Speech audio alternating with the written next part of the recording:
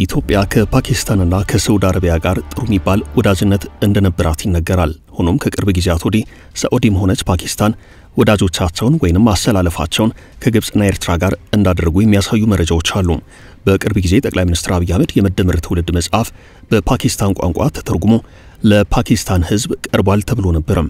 ይህም የኢትዮ ፓኪስታንን የዲፕሎማሲ ግንኙነት የሚያሳይ አንደኛው ምክንያት ተደርጎ ሲጠቀስ የቆየ ነው። ፓኪስታን የጠቅላይ ሚኒስትር አብይ አህመድ የመደመር ፍልስፍና ለመቀበል ዝግጁ ሆናለች ተብሎም በስፋት በመንግስት ብዙሃን መገናኛዎች አንድ ሰሞን ተዘግቧል። ፓኪስታን ከዚህ ባለፈ መልኩ ከኢትዮጵያ መከላከያ ሰራዊት ጋር በጋራ ለመስራትም ተፈራርማለች። ኢትዮጵያና ፓኪስታን የሁለትዮሽ ግንኙነታቸውን ይበልጥ ለማጠናከር በሚደረገው ጥረት በመከላከያና በኤቪዬሽን ዘርፎች ትብብር ለማድረግ ተመሳሳይ ስምምነት ላይ መድረሳቸው ተዘግቧል።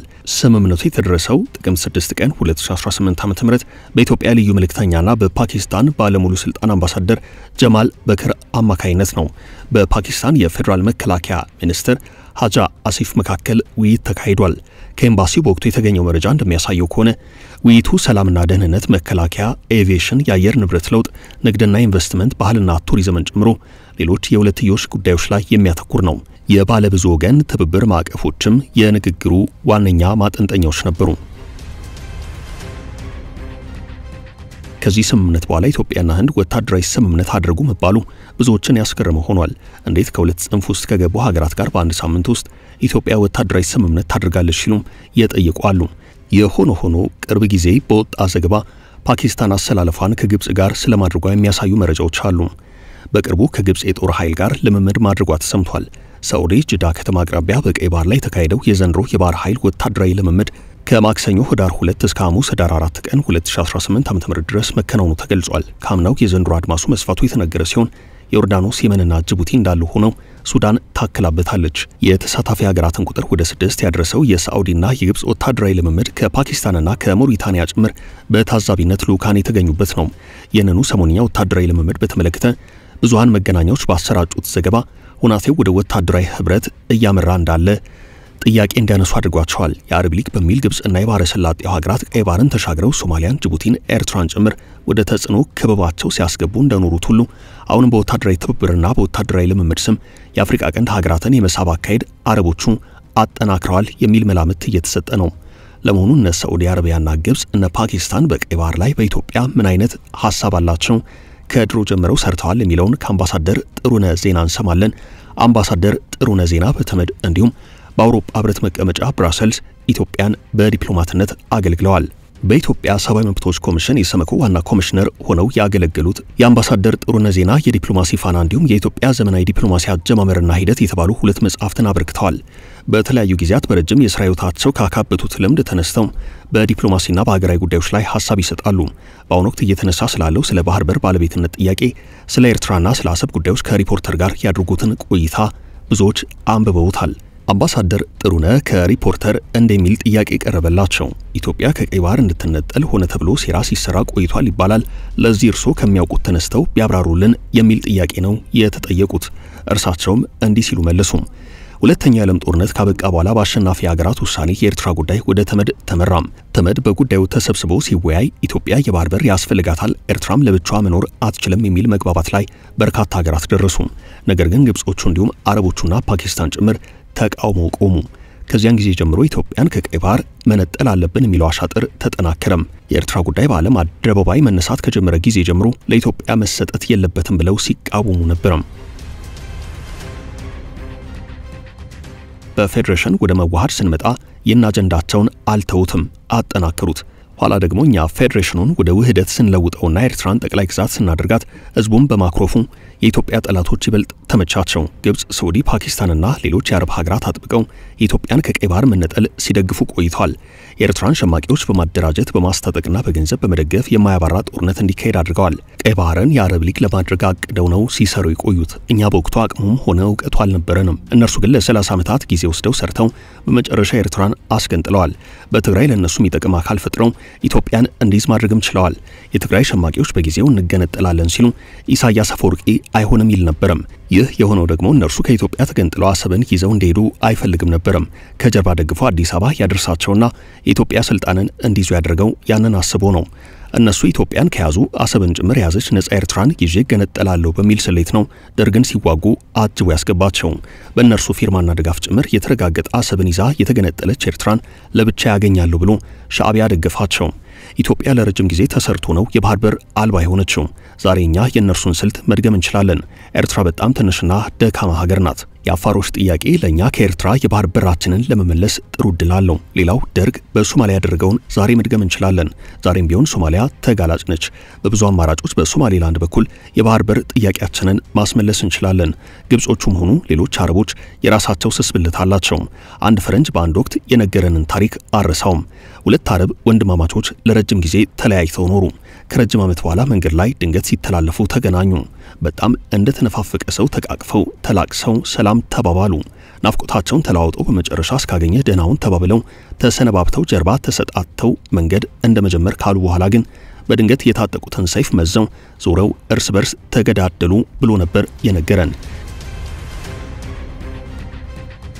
ይህ የአረቦችን አለመስማማት ወደ አንድነት ለመምጣት አለመቻልና እርስ በርስ ያላቸውን የጠብ ታሪክ በደንብ የሚገልጽ ነው ይላሉ አምባሳደር ጥሩነህ ዜናም። በሃይማኖት አንድ ነን ቢሉም እንደዚህ አይደሉም። አረቦች ከብሔር አልፎ በጎሳ ጭምር የተከፋፈሉ ናቸው። ዛሬ ከኤምሬቶች ጋር ጥሩ ግንኙነት አለን፣ ግን ደግሞ እነርሱን ተጠቅመን በአረቦች መካከል መጫወት የምንችለው ስልት ሊኖር ይችላል። ግብጾቹንም ቢሆን ውሃ እንደማንከለክላቸው ለማሳመን ብዙ ርቀት መሄድ አለብን። እኛ አባይን በመጠቀማችን አንጎዳችሁም ብለን በደንብ ለማሳመን መስራት አለብን። በሰላም እንኑር፣ አንነታረክ፣ አንጋጭ ብለን መተማመን ለመፍጠር መስራት አለብን። እነርሱ ከሚልኳቸው እንደ ኤርትራ ካሉ የመንደር ጎረምሶች ጋር ከመነታረክ ከላኪዎቹ ከግብጾች ጋር ተነጋግሮ ልካችንን እንዲያውቁ በደንብ ማስረዳትና መከባበር ይበጃል። ላኪዎቹንና አለቆቻቸው ማስታገስ የኛን የሀገር ውስጥ ችግር ለማስከን ይረዳል። አባይን በተመለከተ ኢትዮጵያ ውሃውን ልትከለክል አትችልም። ሌላው ላይ ጉዳት በማያስከትል ሁናቴ ውሃውን የመጠቀም ሙሉ መብት አላት። በፈረንጆቹ በ1959 ስምምነት የሚሉት ነገር አለ። እርሱ የእነርሱ ግትርነት ነው። ይህን እንዲተውት ማድረግ አለብን። የግብጽ ፖለቲከኞች ስለ አባይ የተጋነነ ግምት ነው ያላቸው። ህዝባቸው እንዴት ኢትዮጵያን አጥፍታችሁ ውሃችን እንዳይነካ አታድርጉም ይላቸዋል። ስለዚህ የግብጽ ፖለቲከኞችም በዚሁ መንፈስ ይነዳሉ። ኢትዮጵያ በጣም ትንሽ ሀገር ሆና ትታያቸዋለች። እርሱን መለወጥ ያስፈልጋል። አምባሳደር ጥሩነህ ከሪፖርተር ሌላም የቀረበላቸው ጥያቄ ነበረም። የባህር በር ጥያቄውን በዓለም አቀፍ ህግ በመጠቀም የሚሳካበት እድል አለ ወይ? ከሌለስ አማራጩ ምንድነው? ተብለው ተጠይቀዋል። አምባሳደር ጥሩነህ እንዲህ ሲሉ መልሰዋል። አሰብን በተመለከተ በህግ ተከራክረን የምናገኝበት እድል የሳሳብ አይሆንም፣ ረጅም ነው ብዬ ግን እገምታለሁ። መሬቱን በተመለከተ ግን በመጀመሪያ መረሳት የሌለበት የኛ ነው የሚሉና በእርግጥም ባለቤት የሆኑ አፋሮች አሉ። የአሰብ አፋሮች ያለ ፈቃዳችን ነው ወደ ኤርትራ የተጠቃለል ነው፣ እኛ ከኢትዮጵያ ጋር ነው መካለል የምንፈልገው ካሉ የሚያስቆማቸው የለም። ሁለተኛ ጠቅላይ ሚኒስትሩ እንዳሉት እንዲህ አይነት ከባድ የሀገር ጉዳይ ጊዜ ሽግግር መንግስት በነበረበትና መደበኛ መንግስት ባልተመሰረተበት ሁናቴ መወሰኑ አግባብ አይደለም የሚለው ጠንካራ መከራከሪያ ነው። ነገር ግን እሱም ቢሆን ከህግ ሳይሆን ከፖለቲካ አንጻር የሚታይ ነው። በሶስተኛነት አሁን ያለው የዓለም አቀፍ ሀገራት ድንበር በአብዛኛው በሁለተኛ የዓለም ጦርነት ማግስት በአሸናፊ ሀያላን ሀገራት የተወሰነ ነው። የሁለተኛ የዓለም ጦርነት አሸናፊ የነበሩ የዓለም ሀያላን ሀገራት የተወሰኑትንና በዓለም አቀፍ ህግም ተቋማት ጸንቶ የቆየውን የዓለም ስርዓትን ሁለት የመንደር ጎረምሶች ተነስተው አንተ ይህን ውሰድ እኔ ይህን ልውሰድ ተባብለው ሊሽሩት አይችሉም። እኔ እንደሚመስለኝ የአሰብ ጉዳይ ሄዶ ወደ ግጭት ሊገባ የሚችልበት እድል ሰፊ ነው። ነገር ግን ደግሞ ከግጭቱ በኋላ ወደ ፖለቲካዊ መፍትሄ መምጣቱ ማይቀር ነው። በህግ ብዙ ጊዜ የሚፈጅ ይመስለኛል። የኢሳያስ መንግስት በሌላ ከተተካ ወይንም የተለየ ለውጥ በአካባቢው ከመጣ እንጂ ጉዳዩ በህግ ባጭሩ አይፈታም። የባህር በር ጥያቄው በዋነኝነት አሰብ ላይ ያተኮረ መሆኑን እርግጠኛ ባልሆንም፣ ነገር ግን አሰብ ነው ዋና ትኩረቱ ከተባለ የአፋሮችን ጥያቄ ዋና አጀንዳ ማድረግ አስፈላጊ ነው። አምባሳደር ጥሩነህ የአፋሮችን ጥያቄ መከተል የተሻለው መንገድ የሚሆነው እንዴት እንደሆነ አስረድተዋል። የአፋሮች ጥያቄ ለኢትዮጵያ የባህር በር ለማስገኘት መሰረታዊ ጉዳይ ነው። የራስን እድል በራስ የመወሰን መብትን ማንም ማስቆም አይችልም። አፋሮች ከኢትዮጵያ ጋር መሆን እስከፈለጉ ድረስ ማንም ሊከለክላቸው አይችልም። በዓለም አቀፍ ህግ የባህር በር ስለማግኘት ብዙ ቢባልም ነገር ግን ለኔ ብዙም አይታየኝም። ለምሳሌ የተመድ የባህር ህግ ላው ኦፍ ዘ ሲ ስምምነት ጉባኤ ያኔ ሲካሄድ ጀምሮ አውቀዋለሁ።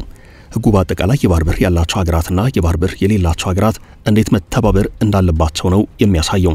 አንዱ ለሌላው ምን ማድረግ እንዳለበት ይደነግጋል። ዓለም አቀፍ ህግ በአመዛኙ በአንድ እጅ ይሰጣል፣ በአንድ እጅ ደግሞ ይከለክላል። የተመድ የባህር ህግም ከዚህ የተለየ አይደለም። የባህር በር ያላቸው ሀገራት ለሌላቸው ሀገራት የባህር በር እንዲጠቀሙ መፍቀድ አለባቸው ይላል። ነገር ግን መልሶ የመሆን የሚችለው በሁለቱ ሀገራት ስምምነትና መግባባት እንደሆነ ያስቀምጣል። ስለ ክፍያም ሆነ ስለ አገልግሎቱ ከስምምነት መድረስ አለባቸው ይላል። በዚህ ከኤርትራ የባህር በር እንጠይቅ ብንል እንኳን አሁን ካለው የኤርትራ መንግስት ጋር በምን ተአምር ነው ተነጋግሮ መስራት የሚቻለው ሲሉ አምባሳደር ጥሩነህ ይጠይቃሉ። የኤርትራ መንግስት ኢትዮጵያ የባህር በሩን እንዳታገኝ ሲከላከል የኖረ ነው። ሁለተኛ ኤርትራ የተፈጠረችው ኢትዮጵያን ለማዳከም ነው። ግብጾች ከአረቦች ጋር ተሰባስበው የፈጠሯት በግልጽ ኢትዮጵያን ለማዳከም ነው። ይህን ደግሞ ፈጽሞ መካድ አይቻልም።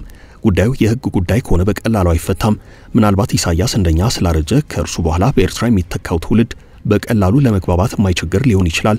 ስለዚህ ሂደቱ ትዕግስትን ይጠይቃል።